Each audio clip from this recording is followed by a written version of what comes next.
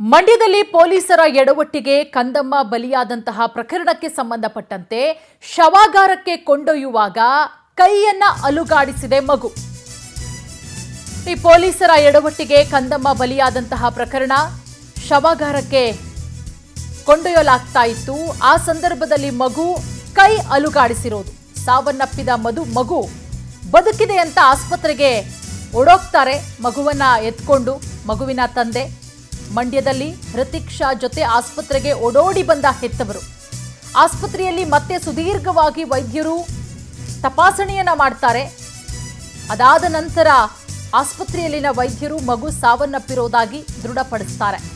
ಶವಾಗಾರದಲ್ಲಿ ವೈದ್ಯರಿಂದ ಮಗುವಿನ ಮರಣೋತ್ತರ ಪರೀಕ್ಷೆ. ಪೋಷಕರನ್ನ ಭೇಟಿಯಾಗಿದ್ದಾರೆ ಮಂಡ್ಯ ಡಿಸಿ. ನೋಡಿ, ದೃಶ್ಯಾವಳಿಗಳಲ್ಲಿ ಗಮನಿಸ್ತಾ ಇದ್ದೀರಾ. ಪ್ರತಿಭಟನೆಯ ನಂತರ ಶವಾಗಾರಕ್ಕೆ ಮಗುವನ್ನ ಕೊಂಡೊಯ್ಯಲಾಗ್ತಾ ಇತ್ತು. ಆ ಸಂದರ್ಭದಲ್ಲಿ ಮಗು ಕೈಯಲ್ಲಾಡಿಸುತ್ತೆ. ಮಗು ಬದುಕಿದೆ ಅಂತ ತಿಳ್ಕೊಂಡು ಪೋಷಕರು ಮಗುವನ್ನ ಎತ್ಕೊಂಡು ಆಸ್ಪತ್ರೆಗೆ ಓಡೋಡಿ ಹೋಗ್ತಾ ಇರುವಂತಹ ದೃಶ್ಯಾವಳಿಗಳು. ಎಲ್ಲೋ ಒಂದು ಕಡೆ ಆಸೆ, ಮಗು ಕೈಯಲ್ಲಾಡಿಸಿದೆ, ಮಗು ಬದುಕಿರಬಹುದು ಅಂತ ಹೇಳಿ. ಅದಾದ್ಮೇಲೆ ವೈದ್ಯರು ಸುದೀರ್ಘವಾಗಿ ಮಗುವನ್ನ ತಪಾಸಣೆ ಮಾಡ್ತಾರೆ, ಮಗುವನ್ನ ಬದುಕಿಸುವಂತಹ ಪ್ರಯತ್ನ ಮಾಡ್ತಾರೆ.